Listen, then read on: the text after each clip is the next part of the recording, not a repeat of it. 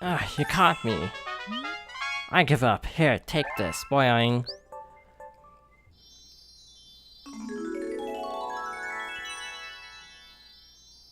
And welcome back to Let's Play Mario Galaxy, Super Mario Galaxy.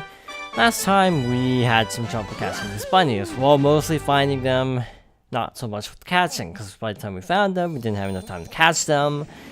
And this time I decided to just cut to the chase as I showed where all of them were. One was in the hole in the ground, one was in a snowman, one was in the chest, but you actually have to destroy one of the other snowmen to actually make the shell appear. Other than that, that's actually pretty simple. Once you actually reveal them all, what you have to do is just basically, since they move opposite, they move away from you at all times. So basically, the best strategy, in my opinion, is to just push them into where the fire flowers are on the two ends of the planet.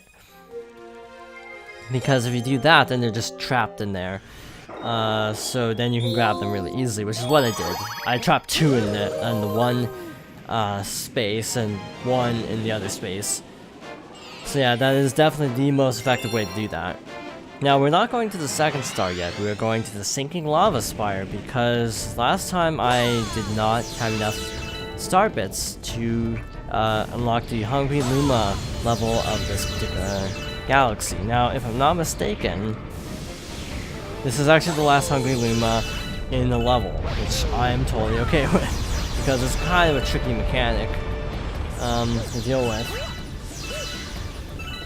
Having to scrounge up enough star bits within a level. In the overworld, it's not a problem because you just grind for star bits in other levels. Just use traditional star bit farming methods of Slingpod Galaxy replays.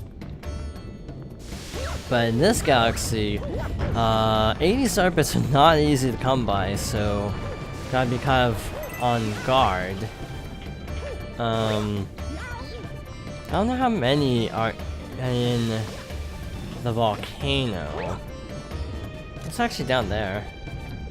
Oh. Okay, so oops.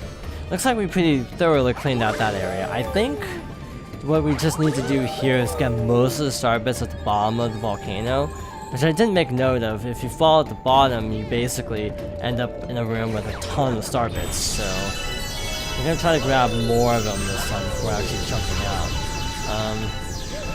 I got 68, so I need to get 12 from this section. And we're good. We are fine. So, now we can actually help. Wow, we actually got 100. That was overkill. So, aim and fire. So that means there's only one more Hungry Luma who requires 1200 at the Comet Observatory. I'm actually doing them out of order because I actually did the Snowcap Galaxy we just did instead of the actual one that the 1200 unlocks. I probably should have gone in order, but I had 1800 at the time, so I was like, you know what, I'm just gonna do this now. I'm just gonna unlock this one now since we have enough. This is a cool galaxy, and it's a Silver Star Galaxy. Basically, the lava will rise and fall, creating little pathways. Parts that are light-colored are not scorched, so you can actually tell visually which parts are safe to stand on at a very quick glance. Since we're just collecting silver stars, I guess I might as well continue my Zelda explanation from last time. I actually, after Wind Waker would be Twilight Princess. Wait, I actually like Twilight Princess, but the main complaint about Twilight Princess is that the opening is too slow. And I will agree with that to some extent, that the opening is really slow, Twilight Princess, but I still think it's a pretty solid. It's not as, I think people go overboard with that, like they exaggerate how long it really is. Like, I don't personally feel like it's as long as people make it out to be. Yes, it is long, but yeah, I don't feel like it's quite as long as people say it is, or as act like it is. I don't even know where the star appeared. Okay, there we go. Just as I said it. But yeah, I don't think Twilight Princess has a terrible opening like people make it out to. I just think it's really slow. I mean, Skyward Sword has a slower opening, if you ask me, because you have, okay, slower overall. Skyward Sword has a lot of weird dips in the action. You have the opening, which is very, very tutorial heavy. I'm missing a star, aren't I? There's 2 more here, and there's the comet. That's...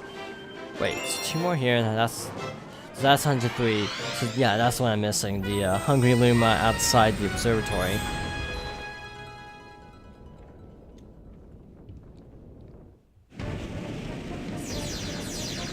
Through the Meteor Storm. This is a fun one, albeit a little bit on the stressful side. Skyward Sword, yeah. The opening parts are slow. The game is pretty good once it gets going. The story is really solid at parts, but then it slows down to a crawl again partway through the game. But even I don't mind that as much as some people do. Like, a lot of people don't like the 3rd Elden the Volcano section, which is a stealth section. Not going into too many spoilers. And a lot of people don't like it, but I'm okay with it. And then again, I haven't played Twilight Princess or Skyward Sword since literally the day I first played. Not the first day I played it, but the first time I played it. I've only finished it once, mostly because it felt like a really long game to me. So I only got through it one time. Now we need a fire flower, I think, but I don't recall where it actually. Oh, do we just need this guy? Yeah, I think we might just need this guy. Yeah, this is actually really clever. I like this galaxy. It's intense, but it's pretty well thought out, I think. All the stars take place in vastly different locations, so it feels fresh, for example. I'm not gonna risk long jumping. I think you may be able to trick out something to get there early, but I'm not gonna risk it. Well, that was an ill-conceived idea. Why is this not working? For some reason, the control stick wasn't working because I was pushing left instinctively to move around. Yeah, this game is a little bit weird. Like right now I'm just holding left for reference. I didn't even tick down, but yeah, I'm holding left right now. But here, now if I push left, it won't do anything. So that was throwing me off. Let's try this again, shall we? So yeah, now I'm holding right, and I can keep holding right, but if I let go of right at any point when I'm not moving technically right, if I was, say, moving down, then and I let go of the control stick, then right wouldn't move forward. It's a little bit odd. That's very much based on sort of contextual, not contextual, based on like sort of Resident Evil style. It's just whatever direction you're holding, you keep moving that direction, and if you actually let go of it, it can kind of mess you up actually. Oh shoot, is that? I'm trying to remember what the Daredevil comet is, because spoilers, there's a Daredevil comet. It's pretty nasty actually, if I have to be honest. Not bad, but it's pretty mean. It's one of the meaner Daredevil comments. I don't think it even has a boss, it's just really hard. But yeah, in my opinion, this is home to like the toughest Daredevil comment. Again, not necessarily saying that it's bad having this level be difficult, it's not something I'm super looking forward to. I don't really get frustrated with this particular game. Now Galaxy 2 is a different story because of the perfect run. But other than the perfect run, it's really not even that bad. A couple levels are annoying, but really Galaxy 2 isn't even that bad.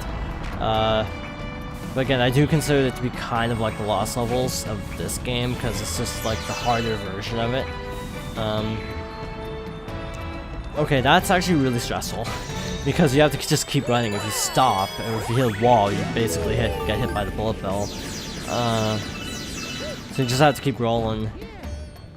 I'm trying to remember, there's a boss here, but we obviously haven't seen him. Also, I forgot there was a rolling part until seeing this for some reason. I didn't really think how we would get through the laser lava field for some reason. I like how it's the same tune as the other Rolling Galaxies, but it's like more intense. It might be minor key. That might be it. It might be a key change. Okay, that was way too close for comfort. But the key change, while subtle, really makes this feel a lot more intense, which is actually a really nice little touch, actually. You know, it's a very subtle thing, but it's impactful, which I find very interesting. Well, that's another star taken care of. I think we should be able to finish up the Melty Molten Galaxy at least. Not necessarily the last hidden star, because I'll actually have to get 1200 star bits. And I'm probably gonna end with a max of 500. Oh wait, we have 2 more here. The Daredevil Comet, which I think is the first star, and then we have a boss. This boss is a repeat, but actually not a terrible repeat, because it is actually significantly different. Fiery Dino Piranha, which is an interesting naming convention, because it's basically the same naming convention as the Dino Piranha level, just saying Dino Piranha, no flair to the name or anything.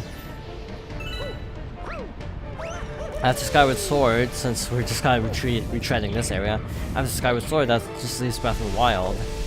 And Breath of the Wild, I don't even know if I can talk about, really. Because I don't know if I've experienced it enough. I 100%ed it, but I still don't feel like I've gotten enough out of it. My biggest complaint, and I would agree with... Okay, here's the thing. It's kind of a spoiler. And the game's been out for half a year, but it's still kind of a spoiler. Basically, with trying to keep it as vague as possible, the ending just kind of... It's one of those games that just kind of ends. It's not like... There's not a lot of build-up to it, because the build-up is your choice, basically. The final boss is generally seen as anticlimactic, but people argue if it's anticlimactic in a good way or a bad way, and that sounds weird. But the thing is, with Breath of the Wild's final boss, without saying who it is or any sort of spoiler, people know it is harder if you don't do everything in the game. If you don't 100% it, basically. So whether it's cool, you know, that Link just kind of destroys his enemies because he's gotten that powerful through his own journey, some people think that's cool. You know, that the final boss goes down. I guess they actually say it's Ganon in like the first first hours. So it's not a spoiler to say it's Ganon, but any more details would be a spoiler. Now that I think that, as I almost slipped up as in Ganon there. A lot of people do think it is cool, you know, Link just destroys the boss at the end if you have completed everything, if you, say, did all the side quests and got all the heart containers and yada yada yada. A lot of people do think that's cool, that's a good thing about the game, having you feel so powerful.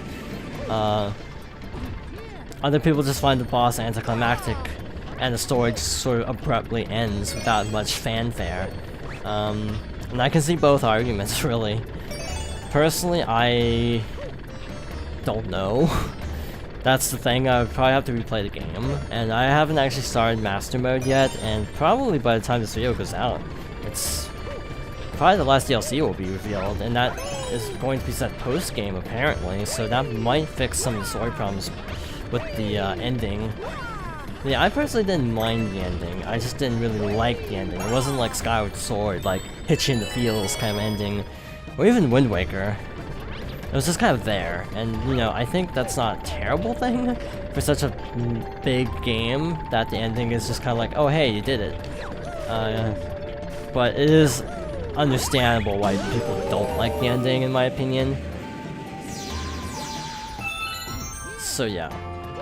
Gameplay-wise, I have no issues with Breath of the Wild. A lot of people are like, the gameplay doesn't feel like a Zelda game. I think it's not a bad thing. I mean, it does... Okay, here's my logic. People always argue that, I've seen a lot of debates whether Breath of the Wild feels like a Zelda game. But does that mean?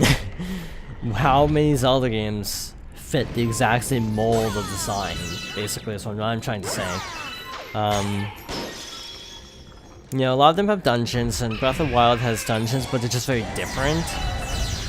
It's more about the exploration of the world rather than exploration and puzzle solving in dungeons, and they have sort of like mini dungeons too, a la Zelda 1 actually. But yeah, I don't know, I think it still feels like a Zelda game in a lot of ways, even though it's not a traditional Zelda game. As traditional as in, you know, the 3D formula established by Ocarina of Time. This is actually pretty tough, by the way, this part. Because one, he's way faster than his older self, and two, your intervals for actually hitting the tail are actually really small. I didn't actually really make note of that, but when the tail's on fire, you actually can't hit him. So you have to actually just sort of wait it out. And yeah, basically because the boss is the same other than the tail, I didn't really feel the need to say anything about it. It's just the same fight, just he's faster and he's on fire. Literally. Man, he's on fire!